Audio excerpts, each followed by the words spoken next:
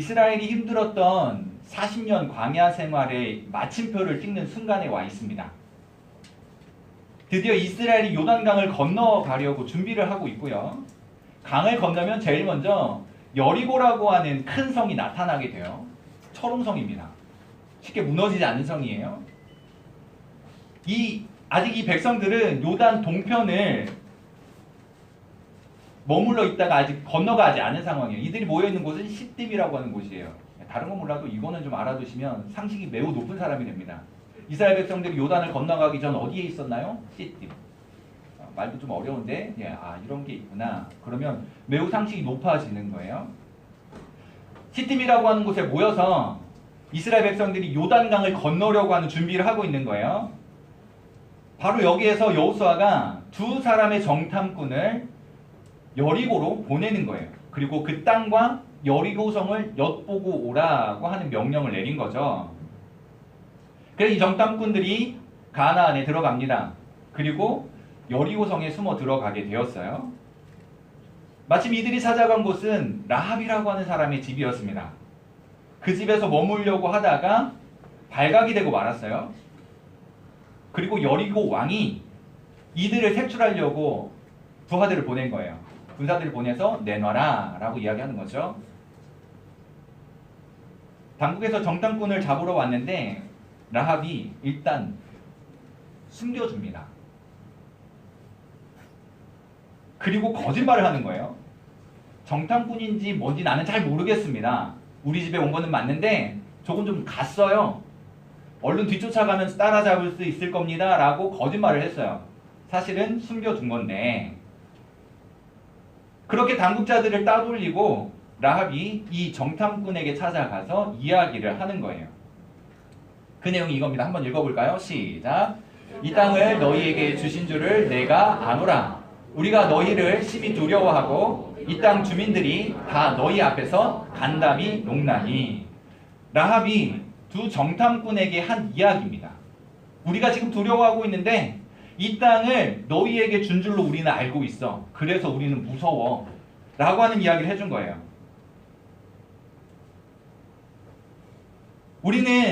라합이 하는 말이, 우리는 너희들에 대한 이야기를 들었는데 너희들은 정말 대단해.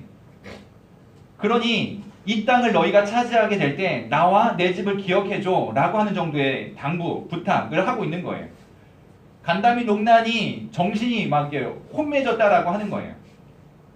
나중에 정탐꾼들이 돌아가서 이 상황을 다 겪고 돌아가서 여호수아에게 보고를 하는데 보고의 내용이 이렇습니다. 여기 9절이 아니고 24절이에요. 같이 한번 읽어보죠. 시작. 진실로 여호와께서 땅을 우리 손에 주셨으므로 그 땅의 모든 주민이 우리 앞에서 간담이 높더이다. 아멘. 정탐꾼이 여호수아에게 한 보고예요. 거짓말 아니죠. 라합이, 그 여리고에 있었던 라합이라고 하는 사람이 말했던 그대로 보고해 주는 거예요. 정말 우리 손에 하나님이 주셨고 그들이 우리를 생각하며 두려워하고 있습니다. 제대로 된 보고를 했어요. 9절이 아니라 24절에 있는 말씀입니다. 정확한 보고를 한 거예요. 이 두 사람이 땅과 여리고를 돌아보면서 생각했어요. 맞아. 하나님이 우리에게 들려주신 대로, 우리에게 약속하신 대로 이 땅을 주신 게 틀림없구나 라고 하는 확신을 가지고 와서 이와 같은 보고를 한 것입니다. 두 정탐꾼이 그런 거죠.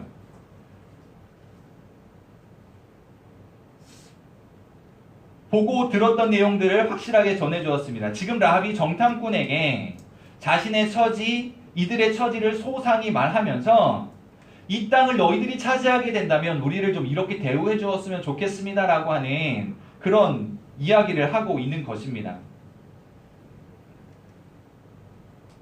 15절 말씀에 이들이 도망갈 수 있도록 라합이 창문에서 줄을 내려가지고 성벽 위에 있었던 탓에 성벽에서 줄을 내려가지고 이들이 도망갈 수 있도록 도와주었어요.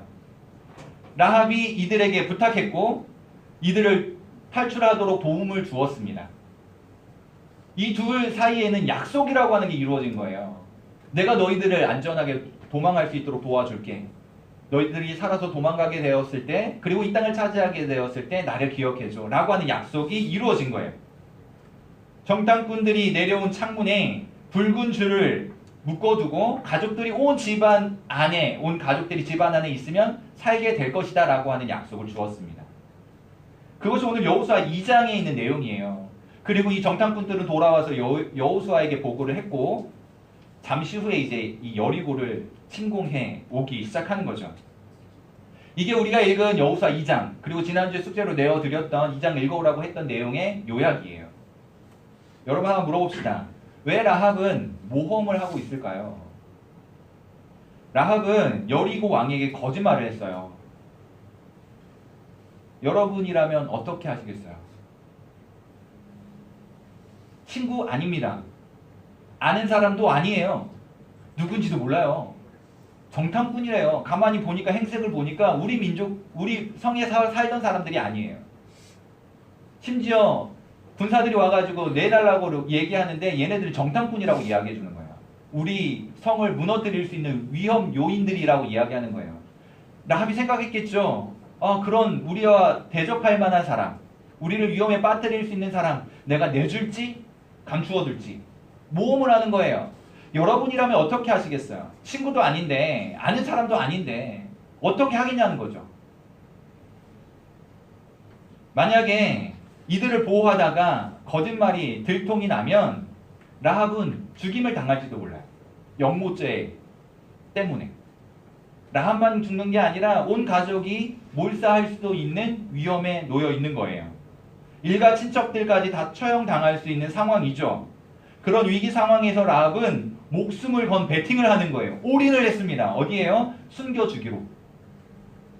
그리고 이들이 돌아가서 다시 돌아가서 침공해 왔을 때 이 땅을 차지하게 되면 이들이 나를 살려줄 수 있을 것이다 라고 하는 것에 베팅한 거예요.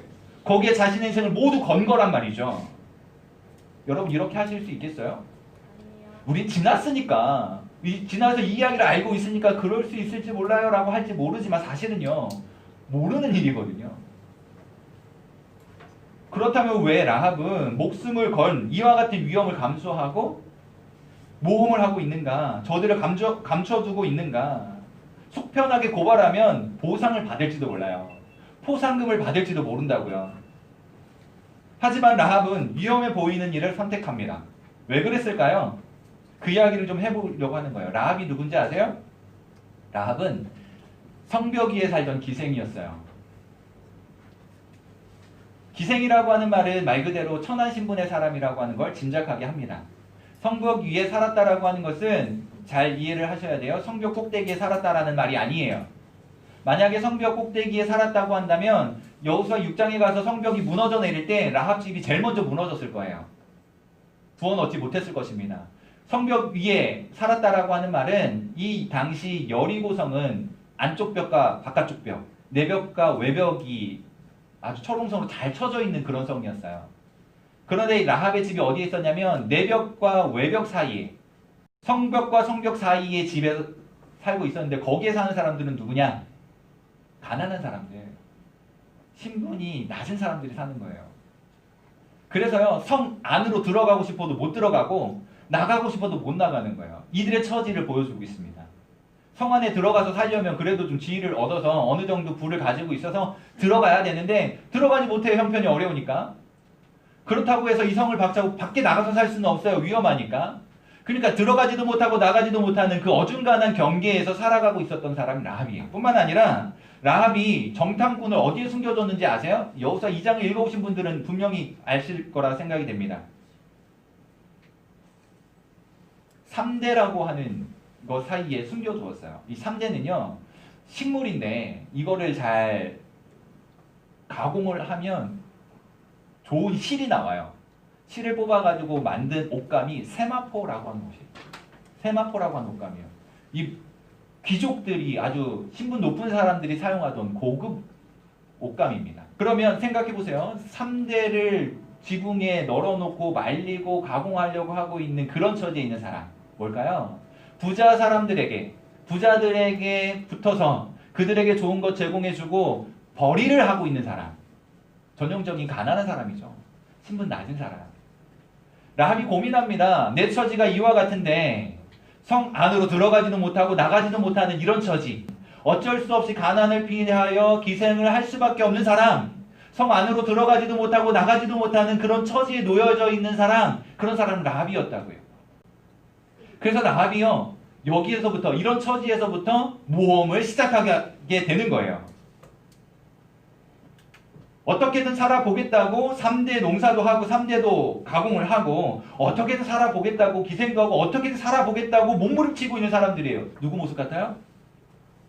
여러분들 모습 같지 않아요? 어떻게든 살아보겠다고, 어떻게든 한번 살아보겠다고 몸부림치고 있는 우리들의 모습 같지 않냐고요. 성 안으로 들어가고 싶은데 들어가지 못하고, 그렇다고 박차고 나갈 수는 없고 위험하니까 답답하죠. 죽을 수도 없어요. 그래서 살고 싶은 거예요. 어떻게든 살아보겠다고 몸부림치고 있는 여러분들의 모습이 아닐까, 그렇게 생각하면 너무 마음이 아픈 거예요. 그러나 라합에게서 소망을 발견합니다. 그런 처지에 있었던 사람, 어떻게 할 수 없는 그런 답답한 처지에 놓여 있었던 이 사람 라합이 모험을 시작하는데 자기 인생을 여기에 걸더라는 거죠. 이스라엘이 여리고로 온다는 소문을 들었어요. 아직 한 번도 이스라엘 백성들을 본 적은 없습니다. 그냥 소문을 들은 거예요. 그런데 더 중요한 사실을 듣게 된 것입니다. 이들만 오는 것이 아니라 이들이 섬기는 그들의 하나님도 함께 오신대. 이방인이었지만, 이스라엘의 입장에서 보았을 때 라합은 이방인이었지만 그것이 들려온 거예요. 이방인이었지만 알고 있었던 거예요. 그래서 이렇게 고백합니다. 같이 한번 읽어보죠. 시작. 너희 하나님 여호와는 위로는 하늘에서도 아래로는 땅에서도 하나님이시라. 위에서도 아래에서도 하늘에서도 땅에서도 하나님이시라. 누구의 고백이에요? 믿는 사람의 고백이 아니에요. 이방인이었던 라합의 고백입니다. 교회 한 번도 다녀보지 않았던 라합의 고백이에요. 하나님을 경험하지 못했던 라합의 고백이에요. 이방인의 고백이라고요. 어떻게 이렇게 말을 하나? 어떻게 이런 이야기를 할 수 있을까? 라합이 들었던 이야기는 바로 이겁니다. 이스라엘 백성들이 수백 년 동안 노예살이를 하다가 자유의 몸이 되어 광야길을 걷고 있는데 그들 앞에 홍해라고 하는 큰 바다가 놓여 있었어. 그런데 그 바다를 하나님이라고 하는 분이 가르시더니 마른 땅이 되게 하셔서 이 백성들을 이끌어 가셨어 라고 하는 이야기를 들은 거예요. 뿐만 아니라 그 당시 위세를 떨치고 있었던 시혼이라고 하는 왕과 옥이라고 하는 왕을 전멸시켰습니다. 두려움의 존재가 되어진 거죠. 그런데 그렇게 하시는 데 있어서 하나님이 크게 일하셨다라고 하는 것을 라합이 들었던 겁니다. 라합은 무엇을 보았냐 하면 하나님이 행하고 계신 일을 보았던 거예요. 하나님이 이들을 붙들고 인도해 가시는 걸 보았던 거예요. 비록 보기에는 광야에서 살았으니까 얼마나 볼품 없겠어요. 광야에서 40년 동안 고생하고 있는, 이렇게 먹을 것도 변변치 않고 물도 별로 없고 뜨거운 태양 아래 얼굴은 거뭇거뭇해졌을 거고요. 흙먼지를 뒤집어 썼을 거란 말이에요. 보기에는 초라하고 볼품 없는 그런 모습을 하고 오고 있었을 거란 말이죠. 그런 그들을 보면서 무슨 두려움을 느꼈겠어요. 근데 라합은 두려움을 느낍니다. 왜요? 그들과 함께하는 하나님을 보았기 때문에. 그들을 인도해 가신 하나님을 보았기 때문에 라합은 두려워한 거예요. 마음이 간담이 녹더라. 속이 무너져 내리는 것 같아 라고 하는 심정을 느낀 거예요. 그리고 하나님이 그렇게 함께 하시고 인도해 가신다면 이들이 이 땅을 차지하겠구나. 얘네들이 이 땅에 들어와서 여리고를 차지하겠구나. 우리는 저들 앞에 패할 수밖에 없겠구나 라고 하는 것을 느낀 거란 말이죠. 그래서 라합은요, 모험을 하는 거예요. 믿음을 가지고 배팅을 하는 거예요. 하나님이 일하시는 것을 보았기 때문에. 라합의 처지 비참하죠. 여러분 잘 생각해 보세요. 성 안으로 들어가지도 못하고 나가지도 못하는 그런 처지. 소망 없이 살아가는 것처럼, 마치 하루하루를 죽지 못해 사는 것처럼 사는 거예요. 그게 라합의 모습이었어요. 소망 없이 살아갑니다. 그러다가 하나님을 본 거예요. 여러분들의 눈이 번쩍 뜨여지고 하나님이 보여줘야 돼요. 라합이 보았던 것처럼 하나님이 일하고 계시다라고 하는 게 보여줘야 돼요. 하나님이 우리를 이끌어 가신다라고 하는 게 보여줘야 된다는 거예요. 그 하나님이 백성들을 이끌고 자기가 살고 있는 이 땅으로 오시고 있기 때문에 두렵다라고 하는 라합의 마음이 느껴져야 됩니다. 그래서 말하는 거예요. 내가 너희들에게 청하노니 내가 너희를 선대한 것처럼 도와준 것처럼 너희도 내 아버지의 집을 좀 좋게 대우해 달라고 하는 부탁을 하는 겁니다. 그리고 맹세를 하라고 증표를 내라고 이야기를 한 거예요. 그 증표가 뭐예요? 창문에 붉은 줄을 달아놓는 겁니다. 라합이 살던 그 집에 붉은 줄을 달아놓고 온 가족이 그 집 안에 들어가 있으면 살게 될 것이다 라고 하는 약속인 거예요. 그것이 증표였어요. 그래서 창문에 붉은 줄을 맵니다. 그리고 그 집에 들어와 있는 사람들, 가족들은 모두 살게 될 것이라고 하는 약속을 체결하게 된 거예요. 이것은 정확하게 예수 그리스도를 생각나게 만드는 거예요. 창문에 붉은 줄을 매고 십자가에 달리신 예수 그리스도를 생각할 수 있죠. 흘리신 붉은 피에 거하면 살게 된다라고 하는 하나님의 오래전의 약속이라는 거예요. 예수 그리스도가 십자가에 달려 죽으셨는데 달리신 십자가의 예수 그리스도를 보고 그 안에 거주할 수 있다면 누구든지 살 수 있다라고 하는 약속. 오늘도 우리에게 그걸 들려주는 거예요. 하나님께서 여러분들에게 그걸 말씀하시는 거예요. 누구든지 우리를 위하여 피 흘리신 예수 그리스도 안에 있으면 살게 될 것이다. 그것이 우리의 소망입니다. 우리는 오늘 여기에 우리의 인생을 걸어야 해요. 여러분들이 예수 그리스도 안에 믿음 안에 거하면 세상이 아무리 크게 보여도요. 세상에서 억울한 일을 당해도 힘겨운 일을 당해도 하나님께서 건져주실 거예요. 여러분들을 보호하실 거예요. 이끌어 가실 거예요. 자, 돌려 말하면 여러분 이것이 허무맹랑한 이야기처럼 들려진다고 한다면 어디에 여러분들의 인생을 거시겠어요? 여러분들은 어디에다가 여러분들의 소망을 두시겠어요? 무엇이 여러분들의 인생을 건져줄 수 있을 거라고 기대하십니까? 지금 청소년 시절을 살아갑니다. 어떻게 보면 한 치 앞도 보이지 않는 것 같아 답답할 수 있어요. 내일 무슨 일이 일어날지 모르고요. 중3, 고3 뭐 입시를 눈앞에 두고 있으니까 뭐 중3들은 뭐 내가 내 실력으로 가는 게 아니라 말 그대로 뺑뺑이 돌려가지고 가는 거죠? 맞죠? 고등학교 가려면 내가 뭐 1지망, 2지망은 내 마음이지만 선택하는 건 내 마음이 아니죠. 고등학교 1학년 얘기해 보세요. 맞죠? 어디 계시나요? 그렇게 학교 가는 거 맞잖아요. 고등학교. 고3은 어떠십니까? 내가 선택해서 가려고 하는데 어디로 가야 될지부터 고민을 하는 거예요. 우리 인생이 그렇습니다. 무슨 일이 일어날지 몰라요. 불과 12시간 전이 일이었는데 앞으로의 일들을 짐작하지 못하는 거예요. 반가울 수 있고요. 좋을 수 있어요. 그리고 또 불편한 일이 일어나면 어려울 수 있고요. 위기일 수 있어요. 우리 인생이 그렇다고요.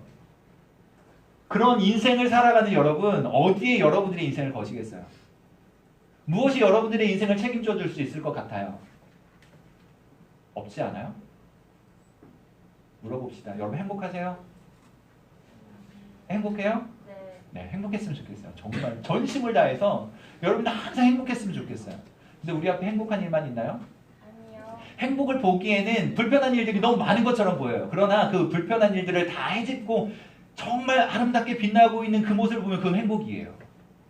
여러분들을 뒤덮고 있는 불편하고 어렵고 위태롭게 보여지는 일들을 다 걷어내고 그 속에서 정말 예쁘게 자라고 있는 행복의 모습들을 볼 수 있었으면 좋겠습니다. 그 행복의 근거는 바로 우리가 하나님 앞에 인생을 걸 때 발견되는 거예요. 여러분들이 이렇게 인생을 걸었으면 좋겠습니다. 믿음으로 살았으면 좋겠어요? 우리의 영혼을 구원하신 예수 그리스도께 인생을 걸었으면 좋겠습니다. 여러분들의 인생을 한번 걸어보세요. 어떻게 인도에 가시는지 한번 보자고요. 라합이 그렇게 기억되는 사람이었습니다. 복음이 전해지는 곳마다 이방인이었지만 비참한 인생을 살았지만 한 번의 모험을 통해서 인생을 거기에 걸었더니 하나님께서 책임져 주시더라는 거죠. 여러분, 라합은 전능하신 하나님이 하신 일을 보았고 자신의 인생을 거기에 걸었습니다. 그런데 그 당시에 라합을 한번 생각해 보죠. 라합의 삶이 불쌍한가요? 그렇게 성 안으로도 밖으로 못 가고 있는 그런 처지에 놓여 있는 라합이 불쌍한가요? 힘들고 어려운가요? 여러분들의 삶이 라합만큼 힘들거나 비참하지 않기 때문에 간절하지 않는 건가요?